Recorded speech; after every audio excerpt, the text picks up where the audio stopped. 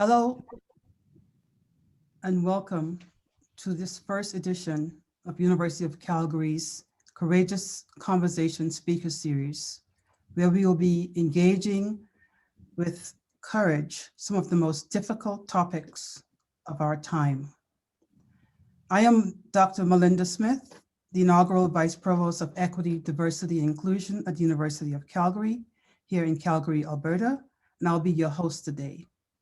Thank you for joining us for this very important and timely discussion. To begin with, I'd like to acknowledge that even though the 530 of you who are joining us remotely, I'm confident that every single one of us is residing on the traditional territories of at least one Indigenous nation. I express sincere gratitude for being able to call these lands our respective homes. I'm located in Calgary, Canada, on the traditional territories of the Treaty 7 region in southern Alberta, which includes the Blackfoot Confederacy, comprising the Siksika, the Piikani, the Kini First Nations, as well as the Tsuut'ina First Nation and the Stoney Nakoda, including the Chiniki, Bear Paw, and Wesley First Nations. The city of Calgary is also home to the Métis Nation of Alberta, Region 3. My guest today is Dr. Alana Lentin, who joins me from the unceded Gadigal land in Sydney, Australia.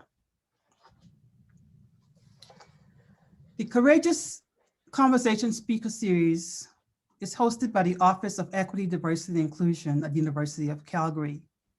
At the heart of the office is the commitment to drawing on the research to inform strategic directions in making the university a more equitable, diverse, and inclusive space.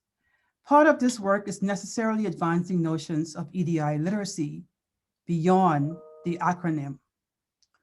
The main purpose of the series is to share topical and timely research and knowledge of equity, anti-racism, and social justice with our community and the larger social justice community of practice. The speaker, Dr. Alana Lentin, and the topic, the racist violence of not racism and the role of academics, is timely. We are emerging out of a spring and summer of discontent and the local and global movements that call for, indeed demand, racial justice, not the least of which includes the brutal deaths of George Floyd in Minneapolis, of Regis Korskinski in Toronto, of Joyce Echawan in Quebec. The repetition of this racial violence has animated a deep fatigue and anger and frustration with the slow pace of change, and has strengthened a call for concrete action towards dismantling systems of oppression and injustice, and a call to go beyond words to actions to unsettle and transform systemic inequities. So we are gathered at a very important time the world over, where we are hearing renewed calls for greater attention to the social, to issues of fairness, and especially to racial justice. But I want to stress that this work builds on the work of students, activists, engaged scholars, and especially community people that goes back from, we can think of Occupy, the Arab Spring, Indignados, Idle No More, Black Lives Matter, the LGBTQ movement, critical disability rights movement, and many others who have contested neoliberalism's preoccupation with individualism and have reanimated attention beyond the individual on the social. In the face of growing injustices, there are also animated conversations, courageous conversations about speaking truth to power, about the radical need for resistance, and the principles and virtues that underwrite social engagement. So finally, in this series called Courageous Conversation, why is it called that? It builds on and amplifies, as I said, similar conversations, courageous, brave, difficult. It highlights how knowledge and EDI literacy and the racial literacy are indispensable. And in turn, it highlights the roles of schools and universities. This series in particular is animated by two important figures, Maya Angelou, who argued quite persuasively, and I believe quite rightly, that courage is the most important of all the virtues, precisely because without it, you cannot practice any other virtue consistently. You can practice any virtue erratically, but nothing consistently without courage. The work also draws on the great Calgarian, Violet King, who was less well known, but actually is a huge and pioneering figure in Calgary, Alberta, and Canada. Violet King was Canada's first Black woman lawyer in the 1950s. And as she articulated her experiences, she said, "People told me it wasn't a good idea for a girl to be a lawyer, particularly a colored girl, so I went ahead." I believe she exemplifies what courage looks like in practice, because she resisted the idea that because she was Black and a woman, she couldn't do something. The series also focuses on courage, which is understood as a quality that enables a person to confront difficulty, danger, or pain instead of withdrawing from it. As Janine Brody puts it, courage evokes the responsibility to unsettle the familiar, to subject dominant governing assumptions to empirical and normative scrutiny, and to expand ever more widely in the policymaking, the academic, and the community spaces for divergent opinions, contrary evidence, and marginalized voices. Courage demands informed and inclusive policy debates, which gives voice to social justice movements and different visions of our future. We are in the process of visioning a future that could be otherwise from the violence and the racial injustices we are witnessing in our time. While the series draws attention to courage in relation to questions of power, it will also be grappling with questions of responsibility and accountability, individual, cultural, institutional, and systemic. I'd like now to turn our attention to our keynote speaker, our speaker for today.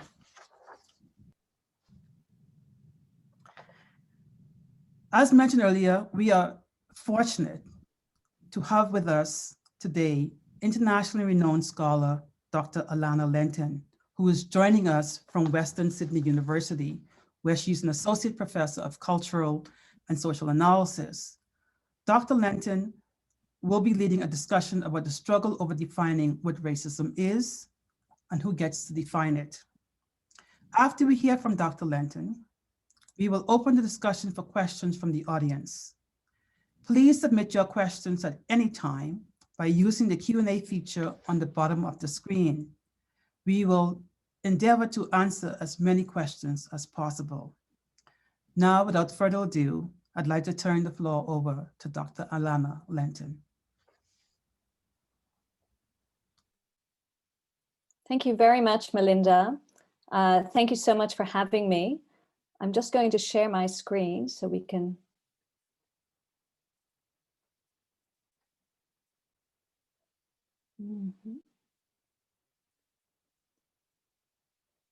Sorry. Excuse me.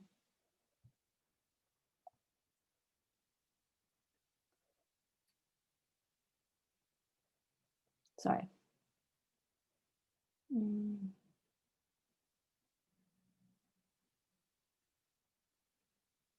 Okay, thank you. I'd like to begin by acknowledging that I am speaking to you from the unceded lands of the Gadigal people of the Eora Nation, in otherwise known Sydney, Australia. This week is a special week. It's NAIDOC week, which is a week of protest and celebration of Aboriginal and Torres Strait Islander people's survival. And the theme is always was, always will be Aboriginal land, which is a rallying cry for Aboriginal and Torres Strait Islander people on these lands. As a Jewish woman who is a settler on Gadigal land and who grew up in Europe, my own experience of racism and anti-Semitism guides me in the work that I do, as well as a commitment to listening to the work of Indigenous people and to Black people, Muslim people, Roma people, and other people who face racial injustice. And I hope that in some small way, what I am going to talk to you about today, and in general, what I do with my students and the kind of work that I've been doing over the last 20 years or so, is in some small way helpful to guiding the conversation. Before I begin, I'd also like to thank Dr. Melinda Smith so much for this invitation. Her own work is such an inspiration to so many of us, and I was extremely touched and honored to be invited today. So the comments that I'm going to make today on the racist violence of not racism and the role of crossed out contrarian academics, and I'll explain why I've crossed that out later on, they're based on the second chapter of the book that I brought out earlier this year entitled Why Race Still Matters. And I hope that you find it useful. So the current conjuncture, the times that we're living in, seem to be marked by a structural denial of racism.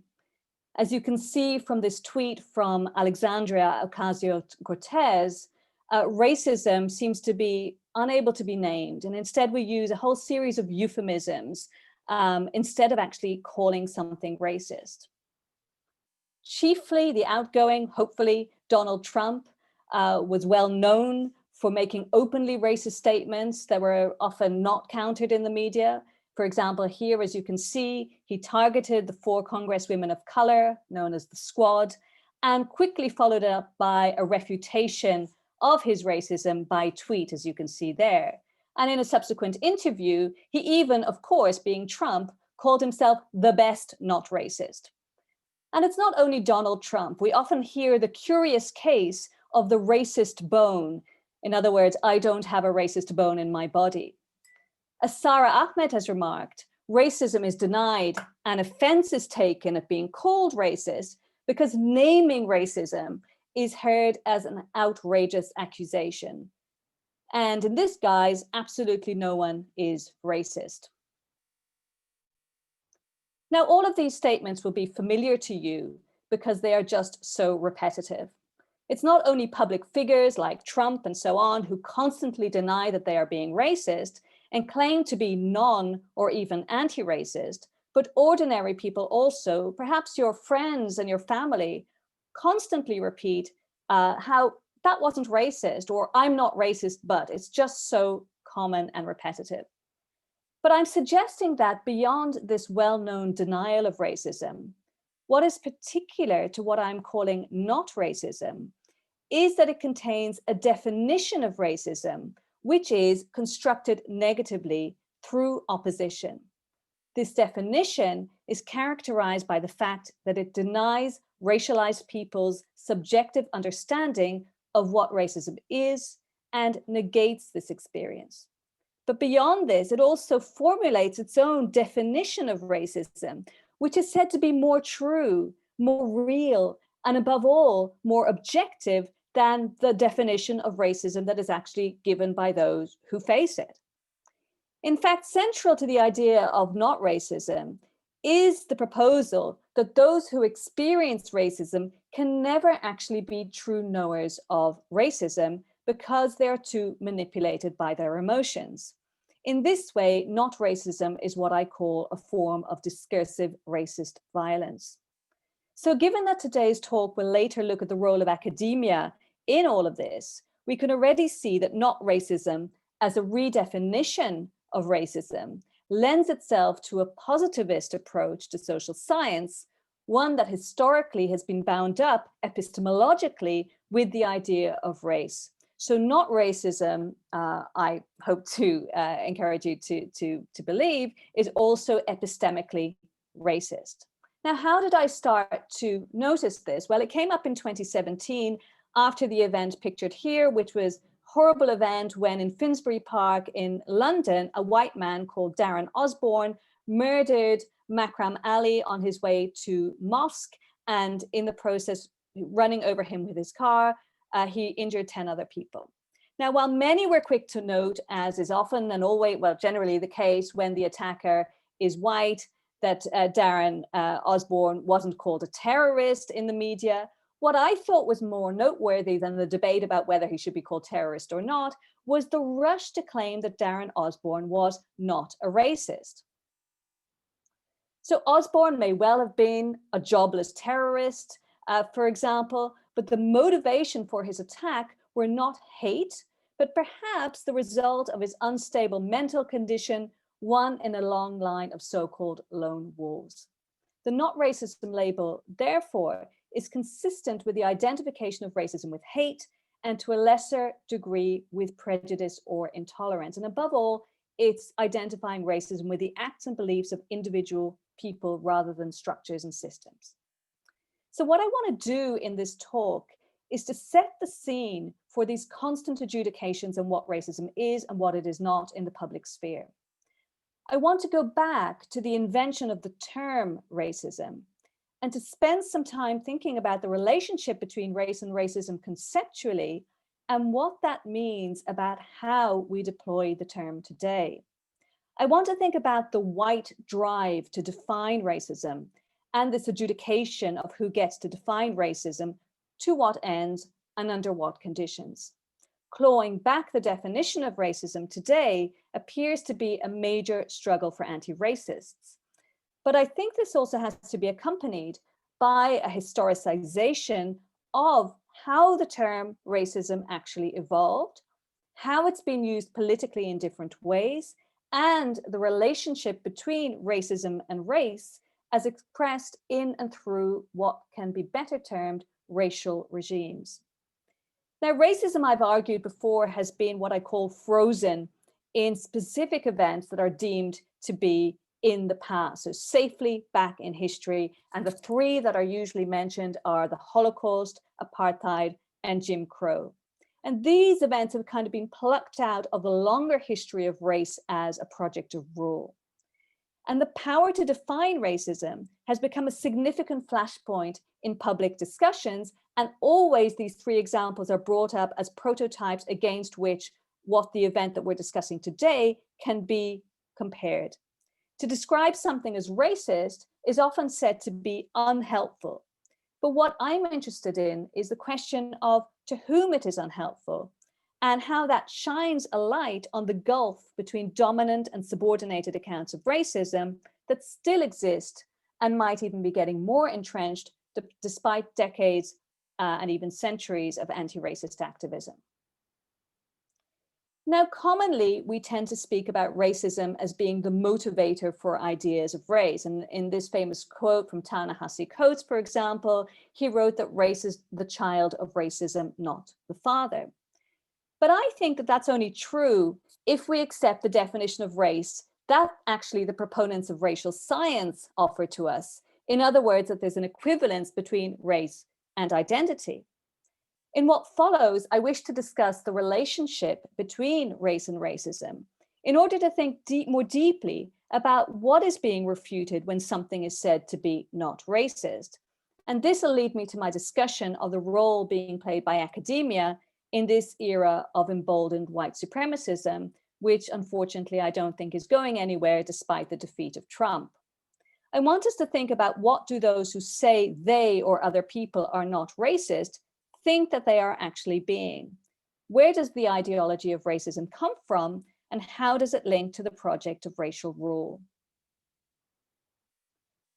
Now, practices of racial rule, and I'm glossing over a lot of this for want of time, and it's much, there's a longer explanation provided in the book. But basically what I want to emphasize is that practices of racial rule existed long before racism as a concept was invented.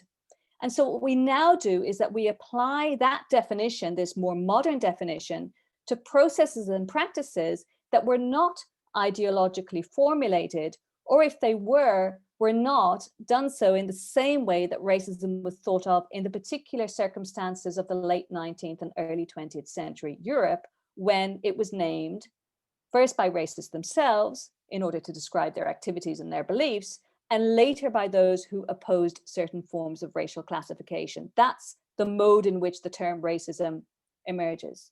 So we might ask, well, why does all of this matter? After all, obviously, we should be able to name things as racist.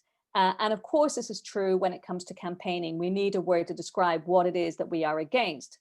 But if we want to understand why what I am calling not racism seems to be such a central part of how racism takes shape today in public discourse, then I do think that we need to go back to, briefly at least, the history of how racism was named.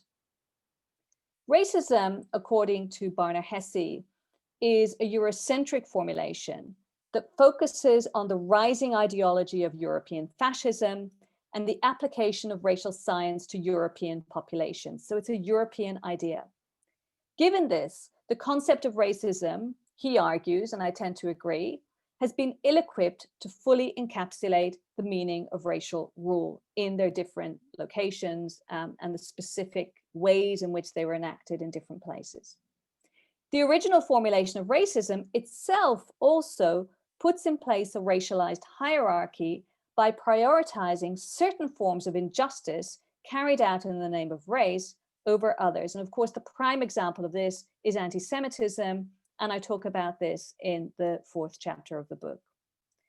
Narrow conceptualizations of racism, which detach it from this longer history of race as a project of rule, deny how discursively race developed through various forms of legitimation, the religious, the geographical, the cultural, and only lastly, the biological, as Stuart Hall has explained. But the attachment of race to a singular meaning, in other words, biological or genetic hierarchy, is problematic, I think, for a full understanding of race as a key technology of power in modernity. In fact, if you look at it, race is a messy and unstable concept that develops in situ, in other words, within these regimes of racial rule, within colonialism, slavery, the migration and borders regime, and so on. To function as a shorthand for human diversity, race necessarily relies on a range of legitimizing ideas, the cultural, religious, geographical, the gendered, and these ideas are then attached to bodies. The continuing blurriness about how, though, race coheres with certain bodies and how that always shifts and slides is evidence, I think, of how tenuous that attachment is and how much work needs to be done constantly to build and maintain racial boundaries. So in my book, I argue that I think we really need to go beyond repeating the mantra that race is a social construct. And what we need to do instead is to constantly think about the circumstances in which race is made and remade socially, politically, and economically. Okay, so a little bit about the invention of racism as a concept and the role of academics. In one study that I look at in the book by French historian Caroline Reynaud-Paligot, she looks at the role of French racial anthropologists who were working from the late 19th century into the mid-20th century. And she shows that these people, many of whom came to call themselves anti-racists, were completely untroubled by anti-Blackness or indeed the practice of racial science in the colonies. She follows the trajectory of racial anthropology from the mid-1800s on. And she shows that by the end of the century, anthropology's efforts to establish standardized classifications of racial differences came to be challenged by newer research that went against the existence of biological racial groups. So already then, people like Franz Boas were saying all of this racial science is nonsense. But this didn't stop these anthropologists who were extremely invested in the idea of racial differences to continue to use race to classify people into biological groups. But by the 1930s, most European anthropologists decided that you couldn't talk about race as existing within Europe as a continent. So there were no differences between European nations, biologically or genetically. These were not races. Rising anti-Semitism in 1930s Europe was also almost universally denounced by these anthropologists. Nevertheless, despite general agreement that there was, as she puts it, equality among the white races and that anti-Semitism was barbarous, the same could not be said for, quote, the question of equality among the races of color. And between the two wars, these anthropologists continued their race research in the colonial era. Now, this was the backdrop for the evolution of the concept of racism among French anti-racist anthropologists. A case in point was Jacques Millot, who taught physiology of human races at the University of Paris up until the 1950s. Millot was a so-called anti-racist activist. He was member of the Journal Committee for Races and Racism, which was outspoken about the rise of Nazism. He believed that racism was a discriminatory German ideology, separate, however, from the practice of race science. And while going against German anti-Semitism and fascism, he nevertheless continued to refer to cranial measurement, which was used by racial scientists, to argue, and I apologize for this, that Black people's brains had 20% the capacity of those of whites. So he is what we would call a racist today. So what I'm trying to show is that the original interpretation of racism saw it as an intra-European problem based on a false distinction made by the Germans between different groups of white Europeans, including European Jews.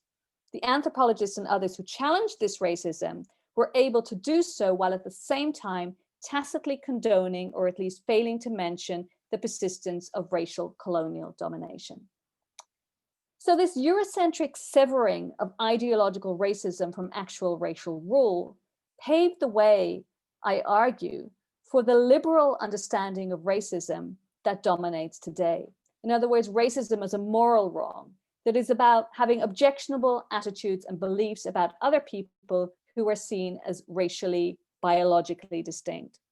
Now, the problem with this definition is that, of course, it lends itself to being universalized because the argument is that everyone can have racist attitudes, and it separates the realm of beliefs and values from that of practices, policies, laws, and technologies, the areas in which race as a form of governance actually operate.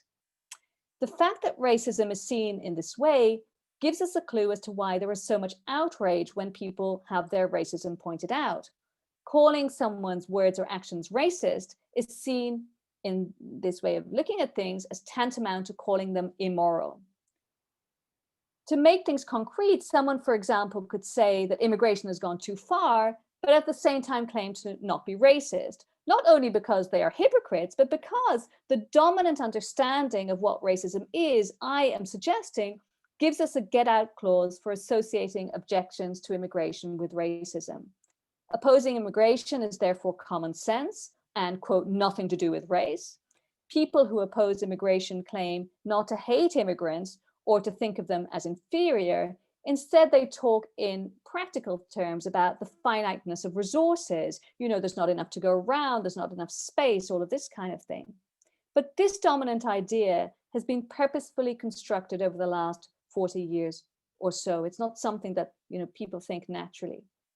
And as I'll now show, turning to the role of academics in the construction of not racism more recently, the idea that there is a so-called normal definition of racism that most people understand, importantly, obviously, these most people are not those who face racism, allows racialized people's life experiences of racism to be rejected as in fact not racist. So I talk about the evolution of not racism in the so-called work of, in the work of so-called contrarian academics in the book's second chapter, as I said. But I'm going to end by showing how this is not actually, or we shouldn't see it as only a fringe phenomenon in academia. In my book, I refer to the case of political scientist Eric Kaufmann by way of example, but there are others. Despite aligning himself with so-called race realists, including proponents of eugenics, Kaufmann, who's chair of political science at Birkbeck College in London, has a veneer of respectability because he claims to want to salvage what he thinks of as real racism from what he sees as false accusations from leftist anti-racist mobs, especially online. Kaufmann claims that what he calls a left moralist agenda has become hegemonic. Its spokespersons, academics, students, activists, progressive politicians, journalists, and so on, wrongly, he says, portray the ethnic majority, which of course you should read there, white people, as being racist. And he develops these theses first in a March 2017 report called Racial Self-Interest is Not Racism, here on the screen, and later in his 2018 book titled White Shift.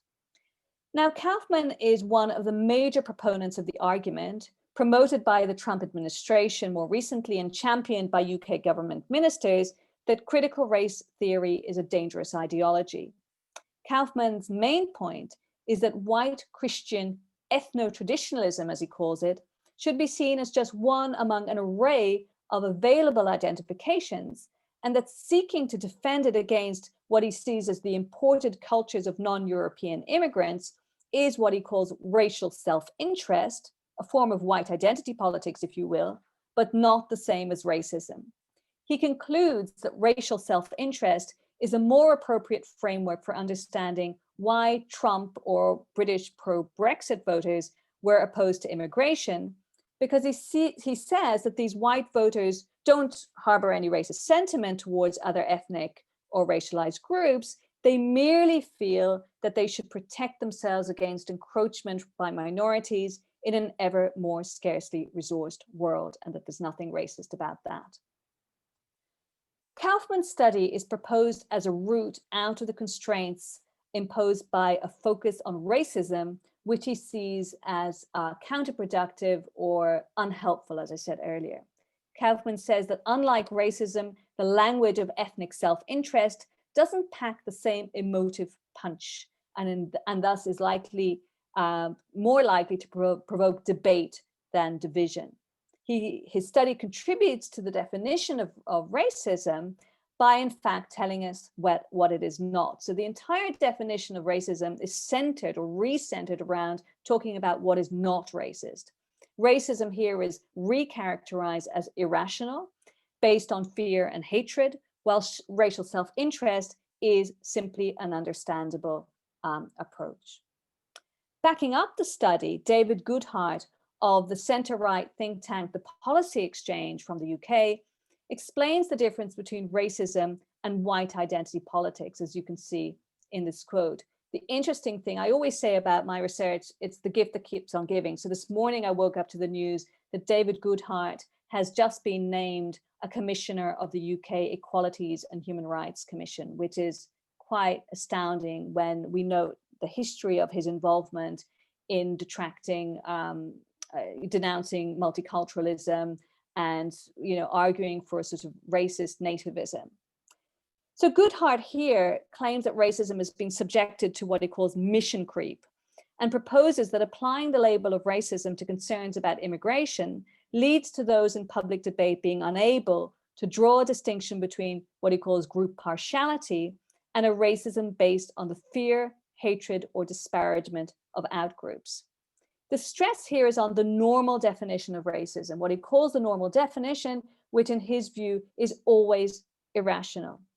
So I think here we have a clear example of the Eurocentric definition of racism as something that exists beyond the limits of acceptable discourse, not something that actually describes the structures and systems upon which our societies are actually based.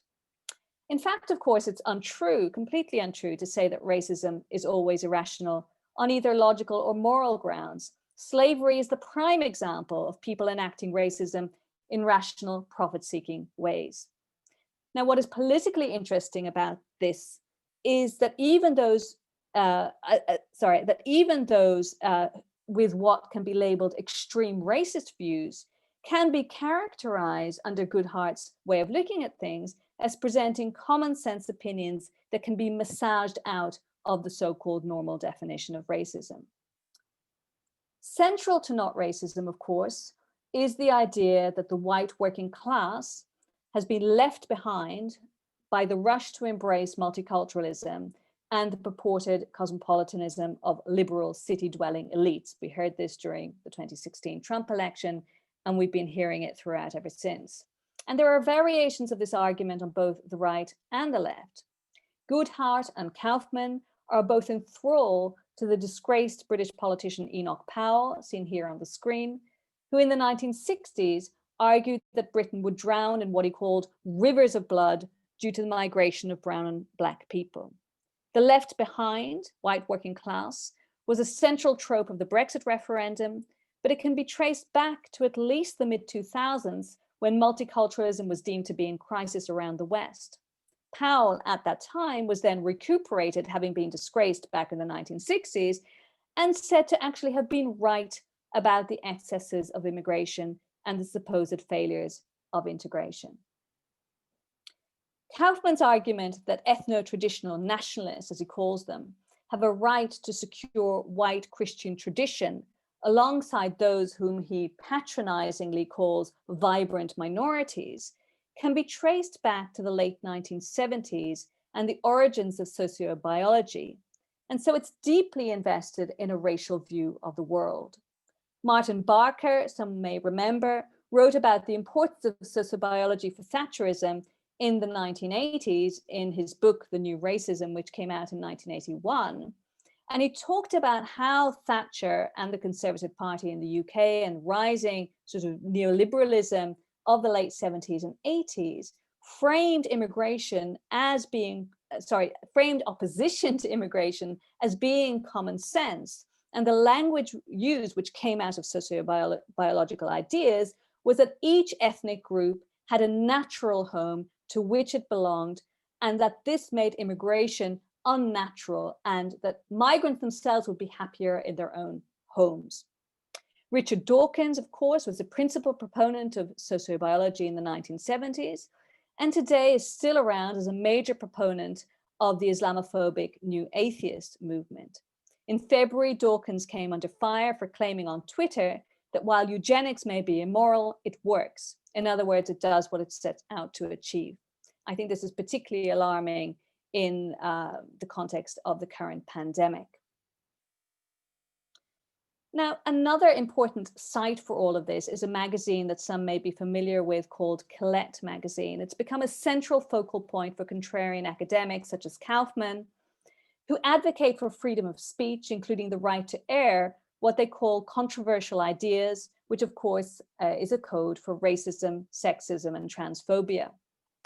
Under the guise of promoting unhampered freedom of speech and so-called dangerous ideas, Colette has in fact become the home for a renewed pop race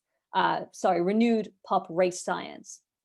Particularly since the beginning of the pandemic also, Colette has repeatedly questioned the racialized impacts of the virus, despite what we know about the disproportionate numbers of cases of COVID-19 and deaths among Black and Brown and Latino people. Kaufman has written in Colette that the rise in votes for far right-wing parties was triggered not by white supremacism, but by what he calls the rise of left liberalism, political correctness, and so-called outrage culture. Kaufman and his fellow travelers, such as the British political scientist and populist researcher Matt Goodwin, have also taken to the pages of Colette to support Noah Carl, pictured here, a postdoctoral researcher who was forced to leave his position at Cambridge University when his research into so-called positive eugenics came to light. And they also helped to raise £100,000 in support of Carl, an open sort of race scientist. Here, briefly, you can see what Kaufman has to say about the outcome of the US elections. So what I'm arguing here is that mainstream voices, such as Kaufman's, Goodhart, Goodwin, and so on, lend credibility to the claim that it is the left and anti-racists who violently suppress the free flow of what they claim are only ideas, and that it is the right that encourages them in the spirit of diversity. Underpinning all of this is the linchpin idea that the so-called normal definition of racism has been manipulated to make everything and anything appear racist so as to discredit what they say are just ideas that have as much legitimacy as anti-racist ideas. As I've shown, the legacy of the original Eurocentric definition of racism opens the door to the manipulation of people's real experiences of racism and places not racism at the heart of the public conversation, where contrarian white and some Black and brown voices dominate in the spirit of what they call viewpoint diversity. So in conclusion, where are we with all of this today? Now, while Donald Trump's executive order banning anti-racism and diversity training inspired by critical race theory might be binned in the new year, but this is something I think we need to remain vigilant about, the ground has nevertheless been laid for a deep suspicion of race scholars who have otherwise gone under the radar. Only last weekend, an article came out in the Sydney Morning Herald, for which I was interviewed, whereby the journalist was sort of asked to dig up some controversy about critical race theory. And luckily, he spoke to good people, and the article is relatively fair. But clearly there was, we need to talk about critical race theory. There's some kind of controversy over in the US. We need to see how, what is there to sensationalize here. This context has been really thrown into relief in France after the appalling assassination of the school teacher Samuel Paty, where there's been a kind of a strange about turn, and academics have come under the radar and have been blamed, particularly those who do race and decolonial work, for creating the conditions for Islamist jihadism. The French Minister for Education has vowed to attack these scholars, who he claims are responsible for spreading what the French call Islamo-leftism, which is portrayed as creating the conditions for Islamist terrorism. So it's a very, very serious attack on the work of academics. And there is, I think, it's not hysterical to say, a veritable McCarthyist campaign launched in France, with over 200 academics signing a manifesto calling for a body to be established to deal with educators who go against the values of the French Republic and promote what they see as North American imported critical race theoretical concepts and decolonial thought, which of course, as Sandeep Bakshi reminded the other day, completely ignores the giants of Francophone anti-colonial thought from Glissant to Fanon, Césaire, and so on. To end, one of the ways I suggest we approach the problems I've raised today is by developing much better understandings of how racism as a concept was developed and how it is being used today. We need, I think, urgently to look at how many, if not most scholars in an overwhelmingly white academic space remain silent about the way in which white supremacist ideas are legitimized under the guise of so-called viewpoint diversity. Not only is the sidelining of race-critical research dangerous in terms of who gets to advance knowledge and contribute to policymaking, but the inability or unwillingness to speak about race in these scholarly arenas means that those with the most power to challenge the rise of white supremacy apologists, such as the prominent academics I have discussed, fail to do so and even sometimes abet them. The burden then, of course, falls on marginalized scholars, often people of color, and those who work in areas that are already undervalued and marginalized, and increasingly openly attacked and even suppressed, as we've seen in France and also recently in the UK. At the same time, those of us who do this work are called, hegemonic and dominant by an increasingly loud group who trade on the lie that they are being silenced by what Marianne magazine, the French magazine there on the screen, calls les obsédés de race, in other words, race obsessives. So finally, if being obsessed with race means centering it in our analyses of injustice and using any privilege that some of us may have to work towards ending its effects, then we all need, I think, to get more obsessed. Thank you. Thank you, Dr. Lentin. I really appreciated that the presentation. And while there are some questions in the Q&A box, but while people are assembling their thoughts and submitting their questions, I wanted to ask you a couple of questions myself, if I could take the chair's prerogative here. And so one of the things that you stress in your book, and I think that's so important for people to pick up and read, and just so you know, it's actually very hard to get. because there's such a demand for it worldwide. Oh, okay. Wow. Um, I'll send you a copy. no, I don't worry, I have mine, but I'm saying to you, I was checking for people in Calgary to tell them where they can go. Oh, okay. And yeah, beyond online, that's the Yeah. option. But I mean, so what I like about this book is that it highlights the need for racial literacy as a tool of empowerment. But also how the books, and what often gets lost is how we fail to account for how and why race matters, not just in this moment, but over time and space. And what race does, not just what race is.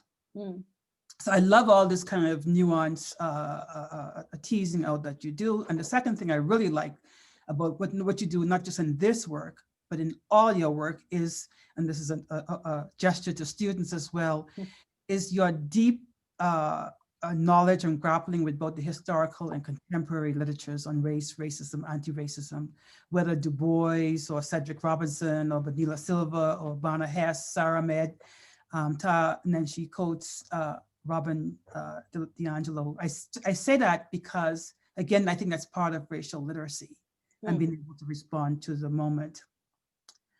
So my question, though, is relates to this race beyond social construction point that you take up, because it's now become almost formulaic in political science, sociology, anthropology courses for students to say race is a social construct, and then the conversation ends. Yeah. And I like what you do is what you say that we need to focus not just on what race does and what function it serves. And I think that's actually important too, because in one way it gestures to a question that's in the Q&A section, where the writer asks, how is it possible for white Europeans in the Americas, but in Britain, in Australia and Canada in particular, who are themselves immigrants, to think of themselves as native and actually to be against indigenous peoples.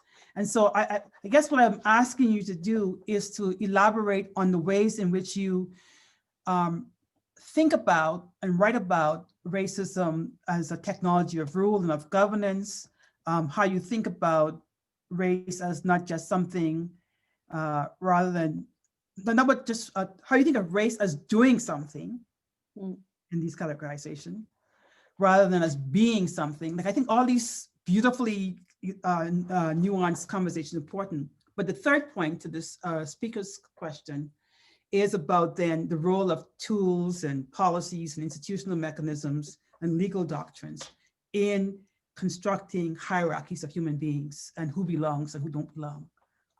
Long question, but I think it speaks to some of the kinds of themes I saw in the Q&A. Yeah, thank you. I think, to answer directly the question from the Q&A about how can these white settlers who are immigrants think of themselves as native, I think this ties up with the way in which I define race in the book. So I define race as a technology of rule for the maintenance of white supremacy. And that this works both locally and globally.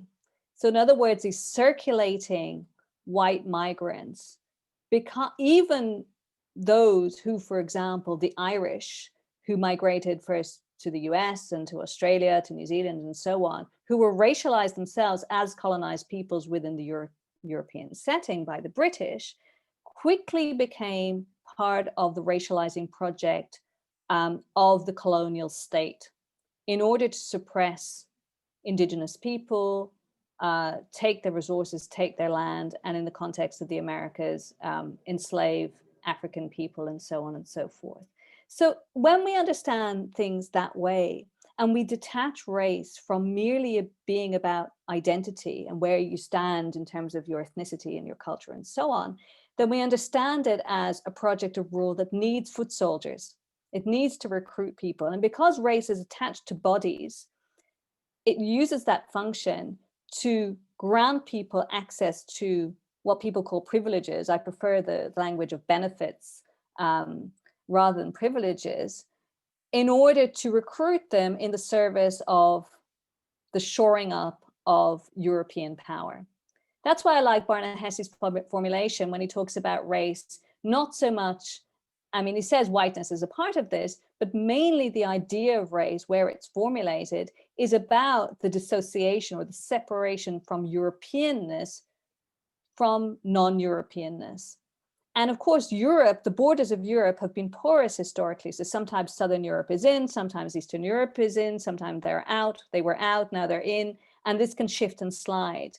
And various bodies within those spaces are also attached and detached from what is deemed racially acceptable. So I spoke about the Irish. I think white Jews, such as myself, are another case in point. Today we're in, when will we be out again? There is rising anti-Semitism. And when we understand race in this way, what Stuart Hall has called, famously called a sliding signifier, that shifts and slides out, it's important to understand that this is out of necessity. It needs constantly to be made and remade. It needs to grow and recede in order to function, if that makes sense, because it's a stupid concept, right? The idea that we can divide humanity into these groups that are in some way coherent with what Stuart Hall called the genetic code, there's something imprinted inside us, which then expresses in our character, in our brain capacity, in our ability to be good at sport or to dance or whatever it might be. It's a completely stupid idea. So in order to be constantly legitimated, it needs constant filling. It needs constant injecting of ideas in order to be used then in your last point, within policymaking, within legal infrastructure, in subtle ways that are not always seen, underlying the design of our policies, legal infrastructures, educational systems, ideas about health, and so on and so forth, are these principles that humanity is organized, is necessarily diverse in immutable and fixed ways.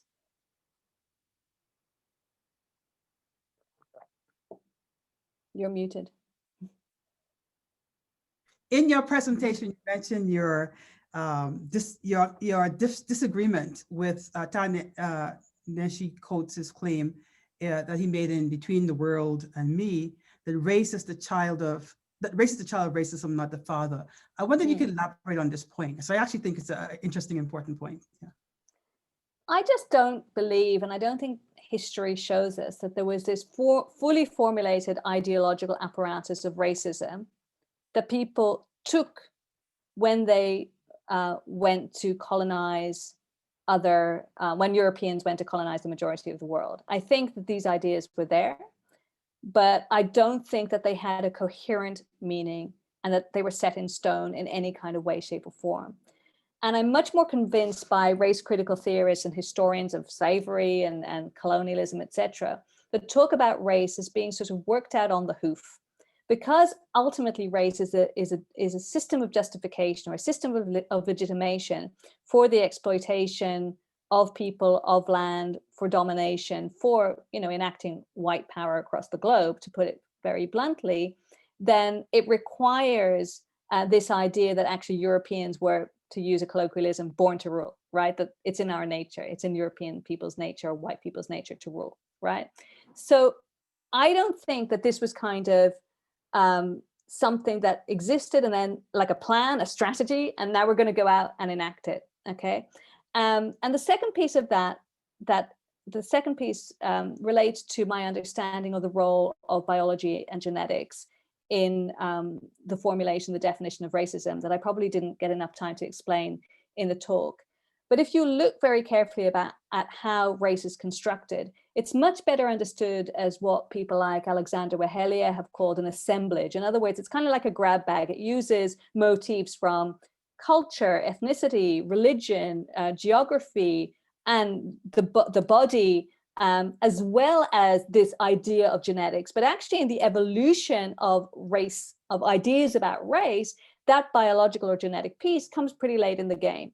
So of course, these anthropologists and these so-called racial scientists and philosophers were constructing these taxonomies, but it wasn't really until what's called the golden age of racism in the mid 19th century, where you started to have race being proposed as a science, right? But when we think about what is racism or what is race, we tend to think, well, that's what race is. It's about, categorizing humans into these biological groups that we call races, and that we now somehow identify with, like, Black, white, Asian, whatever it might be. But that's not all it is. And as soon as we, and the second piece of that, which is important, is that everybody's outraged about that. Even racists will today tell you, oh, no, we don't agree that we're biologically different to each other. And so by focusing only on that definition of racism, we completely elide everything else that goes on in the name of race. All of the practices of racial rule, which, as I showed in the case of the French physical anthropologists, they totally believed in continuing to do racial science testing, whatever they did, cranial measurements and so on in the colonies, while at the same time saying that there's no such thing as race within Europe and anti-Semitism is abhorrent.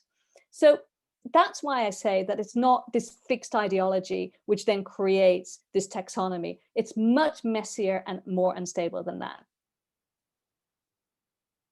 Okay, thanks. So one of the questions is, and so the people really find your discussion around not racism really helpful, and whether it's Liam Nielsen in popular culture or Mr. Trump in politics, but it's actually a common motif, is to say this is also taken up in Canada in terms of the ability to have a conversation around, you talk about viewpoint diversity, other people here talk about other kinds of ways that this is academic freedom, or you need to have these conversations. But what they end up doing is animating conversations, discrediting how racialized people name their experience of racism, and animating and elevating the ability, particularly of the white left, to talk about racism. So one is, I guess if you could elaborate more on this kind of not racism, the impact of this kind of not racism.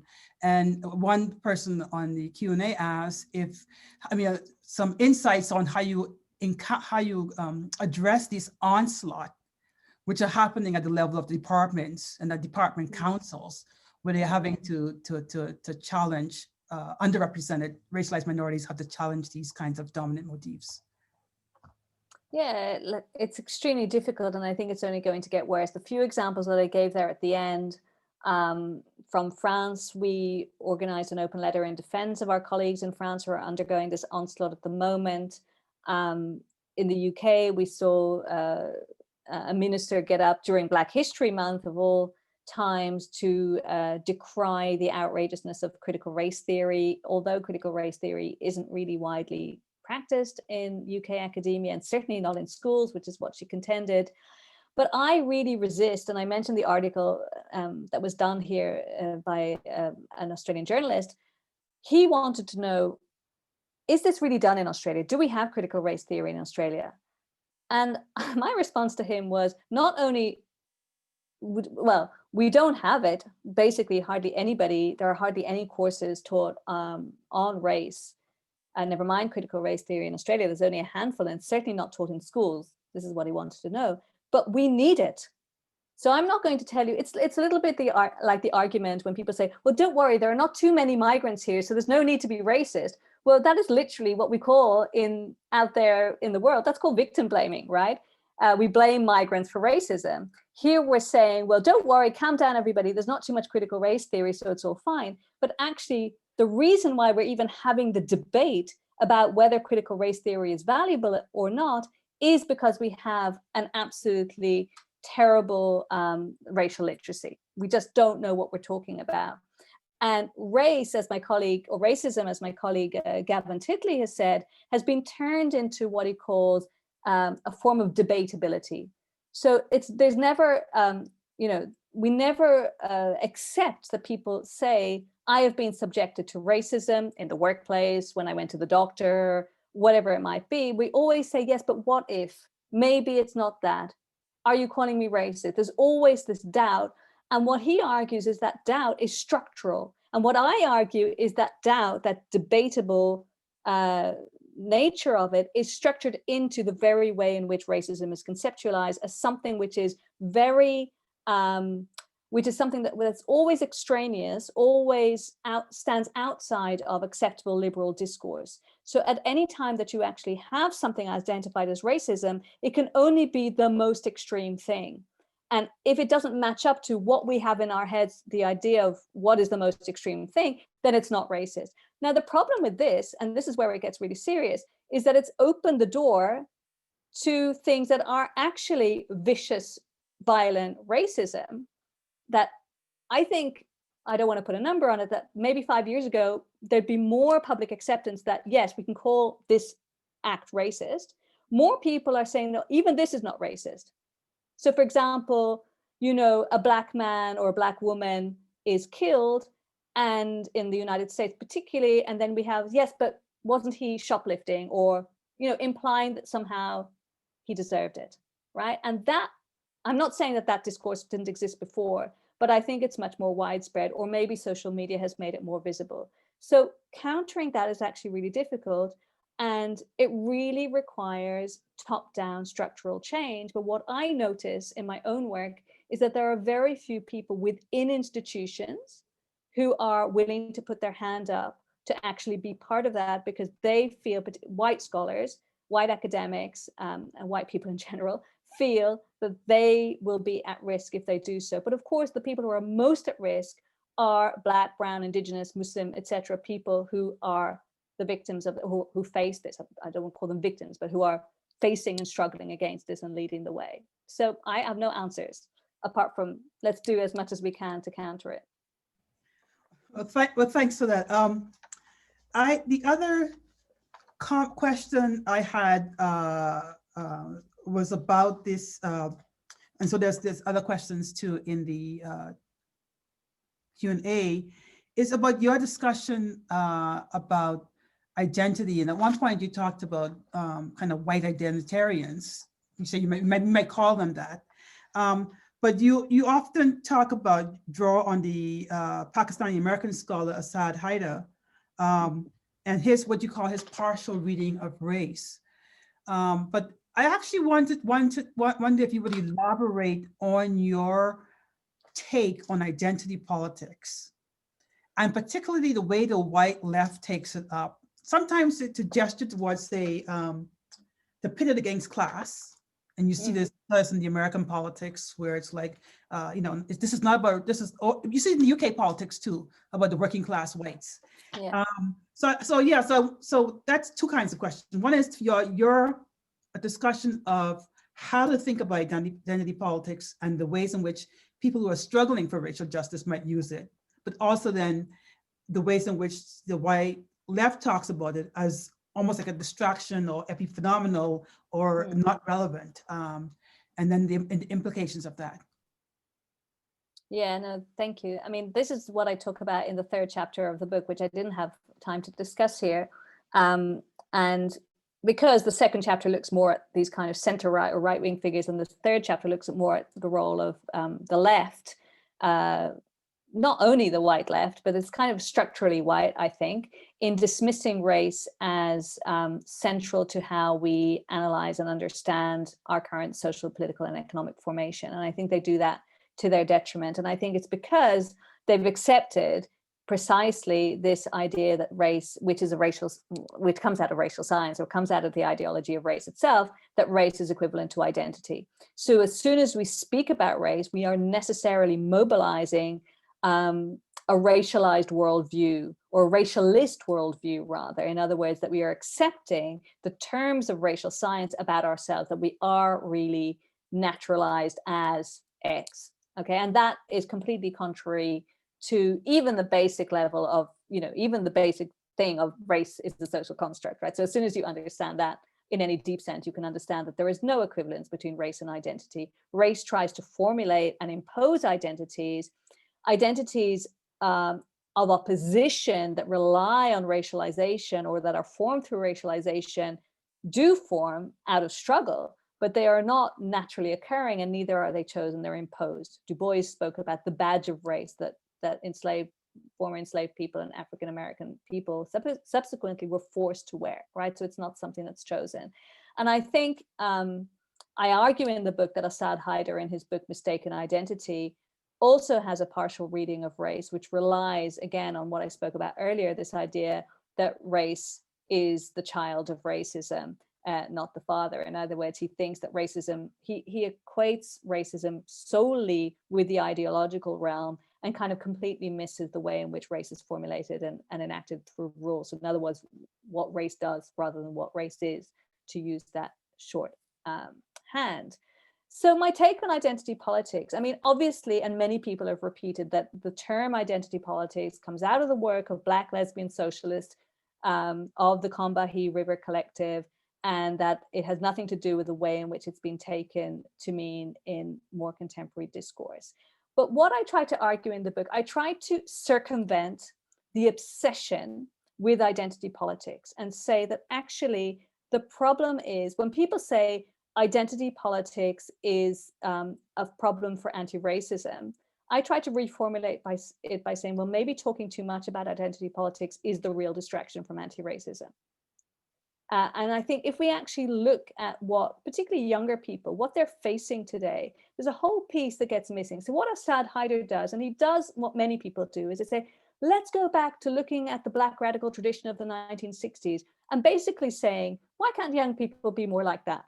Okay, and I think this completely misses the sort of the 40-year onslaught. Firstly, we have to, and we all know this, that in the US, there was a state-led onslaught on Black radicalism. They were to kill it, right? Including to literally kill people, assassinate them, put them in jail, and to kill off a movement that really posed, together with the anti-war movement in the US, a radical opposition to the state. So obviously the US imperial state was not going to let that happen, right? And we are still bearing the consequences of that, or people in the US are still bearing the consequences of that.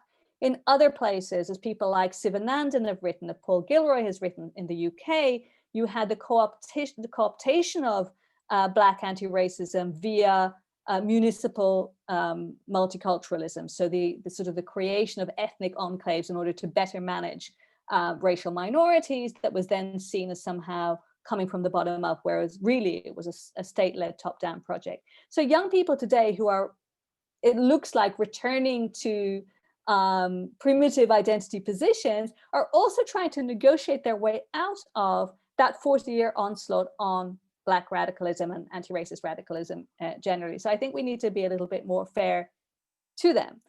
And then when we actually look at what's happening and the myriad, I mean, the other piece of this is that there's an obsession with the online world, as if that's the only place where anti-racism is happening.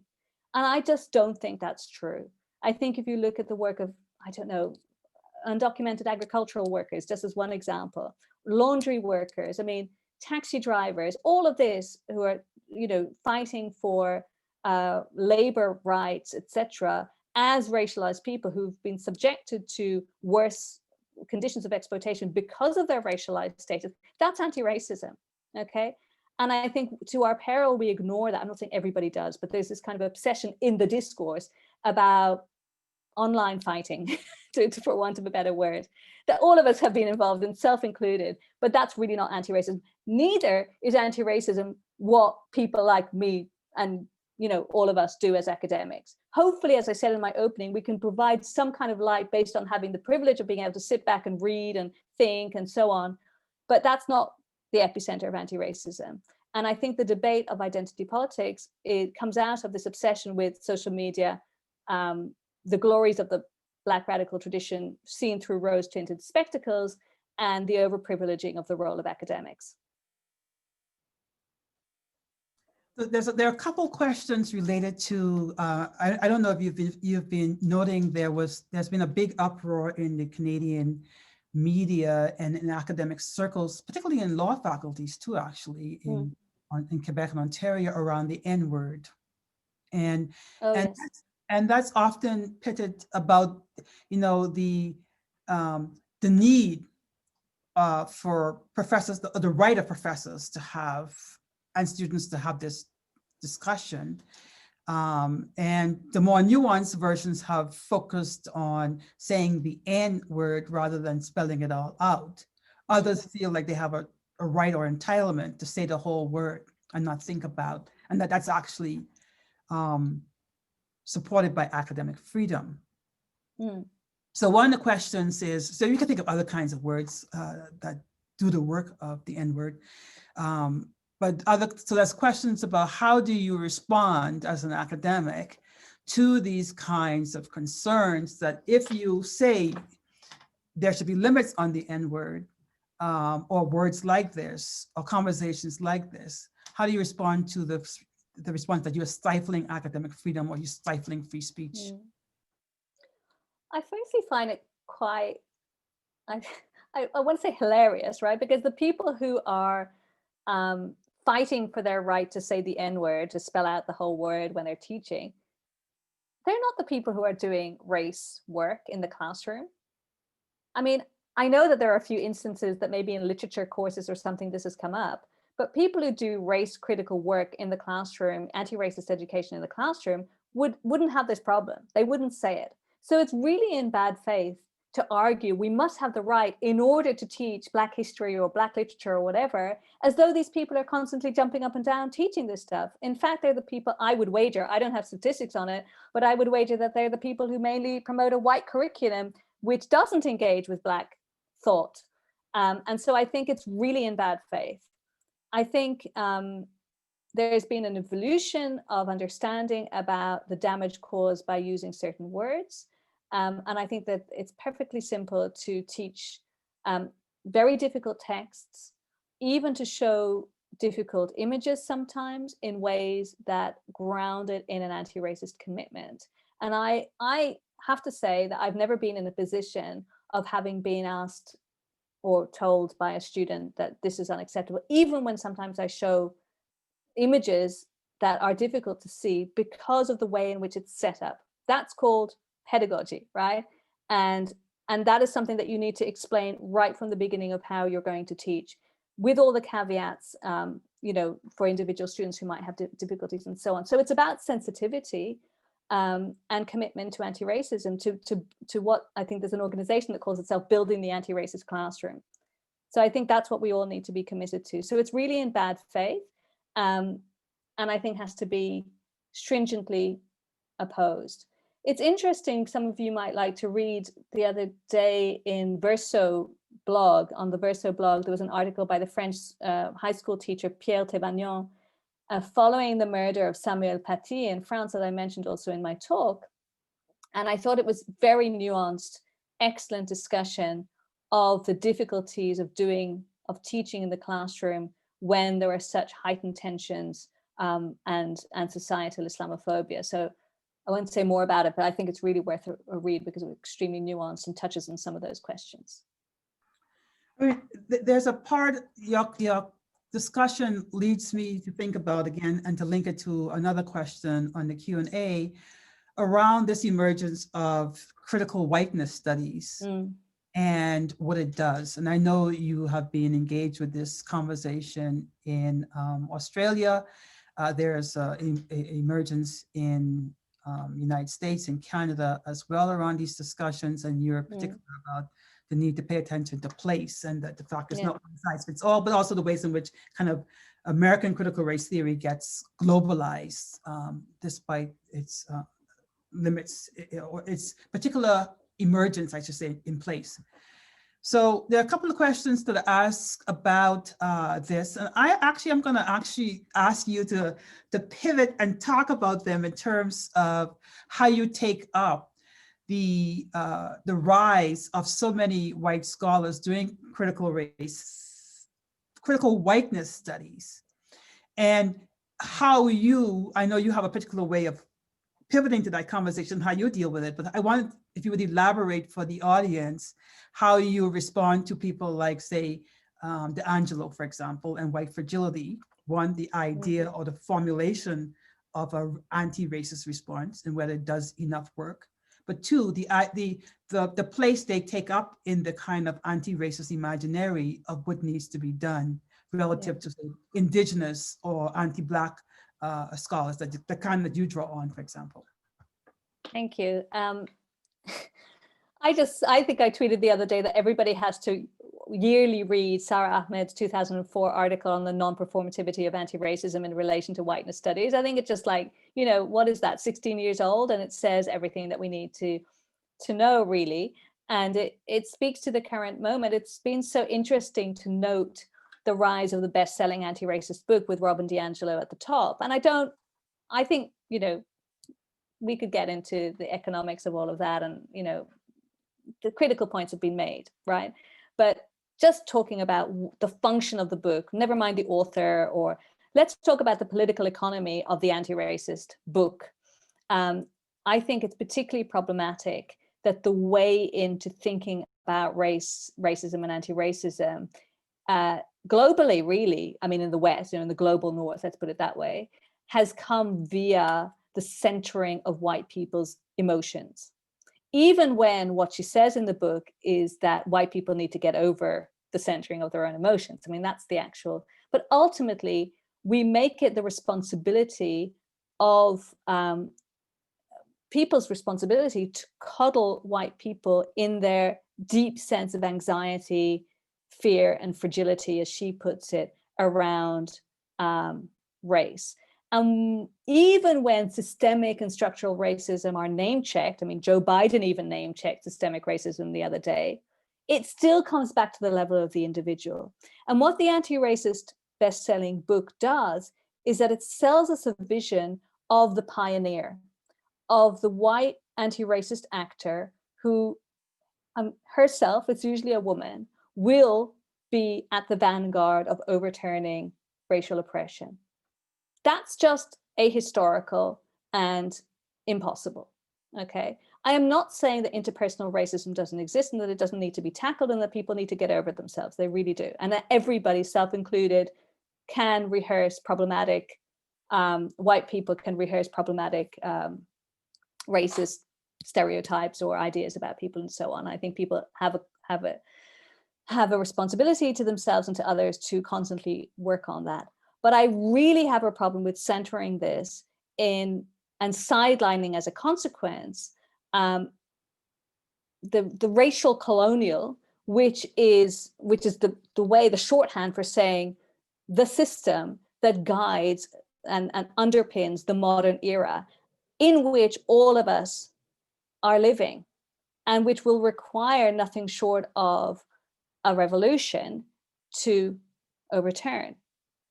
And that revolution clearly needs individual actors, but those actors cannot be about centering white feelings, because that's nothing but scratching the surface. And so I don't think it's immaterial that in this moment of Black Lives Matter and a global pandemic, we have recourse to white women's feelings, particularly. I think that's sending a particular message. And I think that it needs to be submitted to much more critique than it already has been.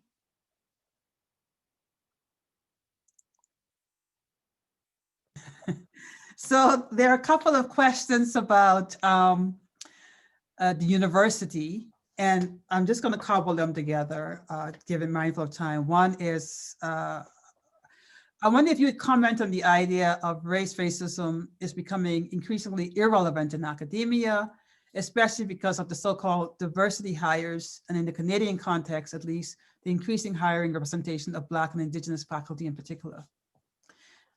And what are your thoughts on that? There's another related question about the need for this kind of, and I know you had a whole symposium in Australia on equity and diversity. So if you could speak to some of the kinds of critical analytics that came out of that, that would be helpful, I think, in this context for people who aren't familiar with it. Yeah, thank you. I mean, I think, first of all, speaking from Australia, we are very far from having enough so-called diversity hires, even though that's a very problematic term. But anyway, we definitely don't have enough Indigenous and Black, Muslim, other people of color in the academy, far from it. There are many, my university, for example, has a majority brown student body, but the staff doesn't reflect that whatsoever. So I'm heartened to think that in Canada, apparently this is not as much of a problem, although I'm sure that we're still far from, solving all of that. But another person who comes to my mind when I think about the framing of this question is, of course, the late Sivanandan, founder of the Institute of Race Relations, when he said, after the publication of the Macpherson inquiry into the murder of Black teenager Stephen Lawrence the inquiry came out so he was murdered in 1993, and the inquiry was in 1999. And he looked at it as was his way, in great sort of acuity. And he said, look, basically what's being proposed here is that we need more Black and brown police officers. And if we were to have more Black and brown police officers in the Metropolitan Police, then the mishandling of the case, the investigation into the murder of Stephen Lawrence wouldn't have happened. And then they went about recruiting more Black and brown police officers. And what they report today, what are we, 30 years after the fact, is that they experience racism as individuals within the police force. And racism in society hasn't decreased. Racist violence hasn't decreased. In fact, if anything, it's gone up. So clearly pinning everything on, Du Bois's talented 10th idea, that the kind of cherry picking the brilliant ones, brilliant as they are, because then those people are forced, and I'm sure you can speak to this yourself, Melinda, you're forced to carry it. Then all of the responsibility falls on your shoulders. And Black women have taught us that, the amount of extra work that they have to do as academics to care for students, to look after when an incident of racism happens, or whatever it may be, is immense. Things that white women and white men just don't have to think about unless they are, have taken it upon themselves to do anti-racist work in the academy. So I think we need to be vigilant, certainly, about, and also the ways in which those, the university's commitment to the diversity hiring can become a form of whitewashing of systemic racism. So then incidences of racism happen that are systemic, and they get shifted, but hey, we just hired 5 Black law professors, for example, yeah? And that's a real problem. Okay, thanks. Well, so I'm just gonna end, this is the last question, I know, and I appreciate the time you've been giving us, but actually, given the moment that we're having this conversation in a pandemic. And in a way, there's been a pandemic in which we're also witnessing the kind of emergence of racial realism, and the ways in which that's playing out in how we think about people who are most harmed or disadvantaged by COVID-19. And it goes back to this kind of categorization that you talk about, I think, in chapter 1, and how, but also the ways in which, depending on how people are categorized, a racial pecking order, if you take the 19th century Alberta newspaper language, can depict them as either disposable people. And how that, and you see that too in, I think, the ways in which when Trump, one argument was that when Trump found out who was most harmed by COVID-19, the interest in actually, the urgency, the fierce urgency of combating it declined, which suggests the elderly, but also racialized people are not as valued. So I wonder if you could comment on that as a way of closing and speaking to the kinds of things that we ought to be attending to in this particular moment of racism and the pandemic. Thank you. I mean, this is a really, really urgent question. And I think it's not immaterial that we've seen these Black Lives Matter protests erupting globally in the context of this pandemic that were, of course, triggered by the appalling murder of George Floyd, but really spoke to the moment in which Black people were living, but with which people of color, Indigenous people in Australia, for example, and elsewhere, really identified with, because it was an amplification of an ongoing sense of crisis, an ongoing lack of resolution to what I call the racial colonial. And I think it's interesting because when the pandemic started, I think a number of people on the left said, well, this will herald a new era when social care and commitment to the other will win the day. And actually what we've seen is the complete opposite of that. Despite the protests, despite local incidents of intra-aid, mutual aid, and so on, the overwhelming response has been that we need to sacrifice the weak on the altar of, the so-called common good. And so what we have is a return to previously discredited ideas of racial science that we've been, and this connects to my argument, that actually we've been told, well, this is what racism is about. This horrible thing that, basically underpinned Nazi ideology, right? Eugenics. This is what real racism is about. And your little experience of microaggression at work, well, that's not racism, right? So this is the constant thing, the way that not racism works. So, and as I said before, that constant adjudication about what racism is and what it isn't opens the door to even what is very obvious eugenic style 19th century racism being openly proposed as a policy agenda by various governments across the world is still not recognized as racism, because we've debated racism out of existence. Like, we literally don't know what it is anymore because it's been so subjected to debate. And that's why I don't think that there's been enough attention at all on what a concept like herd immunity, what work is that actually doing, not only against Black, brown people, but against Indigenous people, Latino people, and so on, but also against the elderly, because of course, race has always been about categorizing, or creating distance from the human, so into what Wehelia has called the not quite human and the non-human. So these gradations of humanity along which different people can be organized, including people over a certain age who are frail, who lack funds, etc., and who are reliant on state support.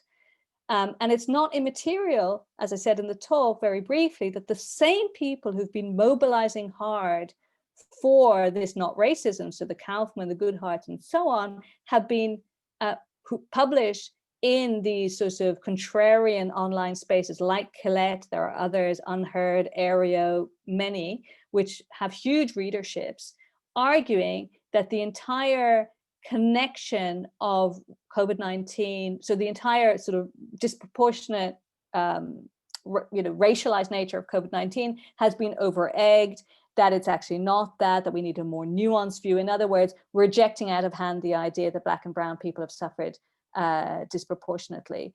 And these people have the ear of government. They're not crackpots sitting on the sidelines. They're heads of department of political science, heads of think tanks, and today, as I said before, Goodhart named as a commissioner of the UK Equalities and Human Rights Commission.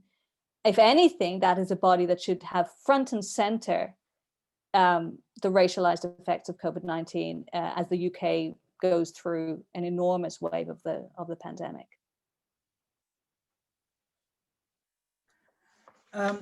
Well, this has been fantastic. And depressing.